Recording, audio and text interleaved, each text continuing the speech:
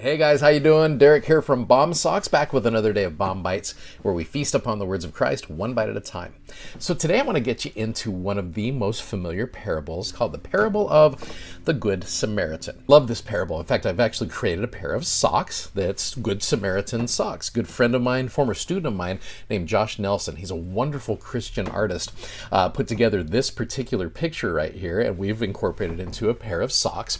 On one of the sides it says, "Love God," and the other side it says, "Love people."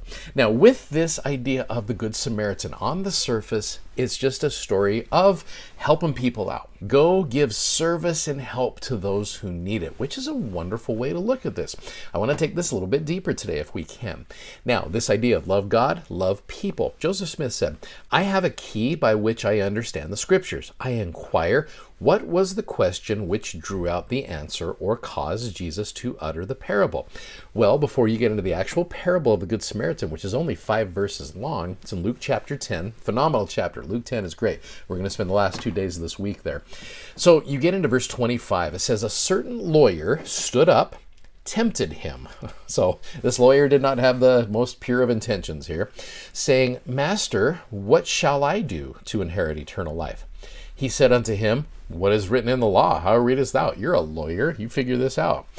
He answered, saying, "Thou shalt love the Lord thy God with all thy heart, and with all thy soul, and with all thy strength, and with all thy mind, and thy neighbor as thyself." Those 2 great commandments, which again, that is the whole heart of the law. He said unto him, "Thou hast answered right. This do, and thou shalt live." But he, willing to justify himself, said unto Jesus, "And who is my neighbor?" So at that point, that's what draws out the parable. So the 2 questions are, what shall I do to inherit eternal life? And number 2, who is my neighbor? And then you get into this wonderful parable right here. Now, I cannot attribute this to myself. This was actually given long ago. BYU professor, BYU scholar named John Welch put this together and showed how the parable of the Good Samaritan is very much a type of the plan of salvation. So if you were to read verse 30 with this idea of how do I gain eternal life? Well, "And Jesus answering said, A certain man went down from Jerusalem to Jericho. He fell among thieves, which stripped him of his raiment and wounded him, and departed, leaving him half dead." Now, what I've got here is it's important to outline the parable. Okay, if you're watching this, you can see this. If you're listening to this on our podcast, you may want to go check this out on our YouTube channel or Instagram or Facebook. But as you have right here, you put together an outline of the parable. And what I've done, I have just simply outlined verse number 30. And so what you've got here is you've got a man, first of all. And man, this is mankind. This is us. Or even if you want to go far enough back, this is Adam, right? Man went down, okay? Went down, meaning he was born or he left God's presence, okay? We're comparing this to the plan of salvation. He went from Jerusalem. So Jerusalem is known as the Holy City. Beautiful place. It is representative of pre-mortal life. And again, this is according to Brother Welch. This is one way. Like we've said before many times, parables are up for the interpretation. This is one interpretation. I really like this interpretation of it. So he's going down from a holy place to Jericho. Okay, Jericho represents earth life here. Jericho is 852 feet below sea level.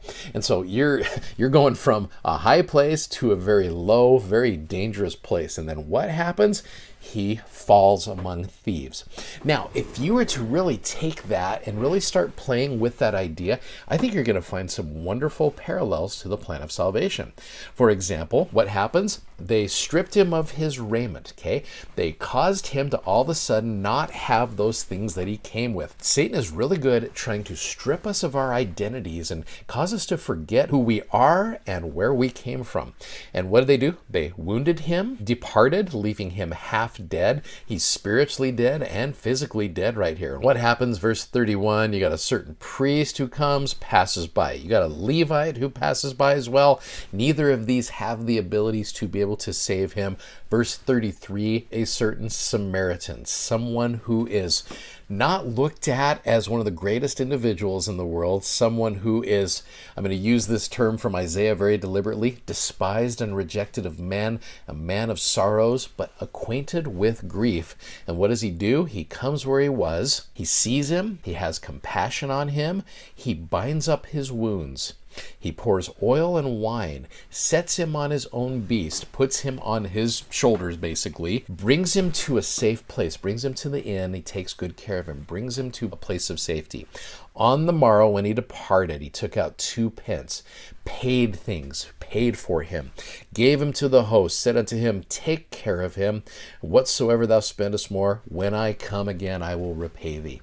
And so if you were to really look at this, and again, you can study this out a little bit more in detail. I just kind of gave you a surface view of this.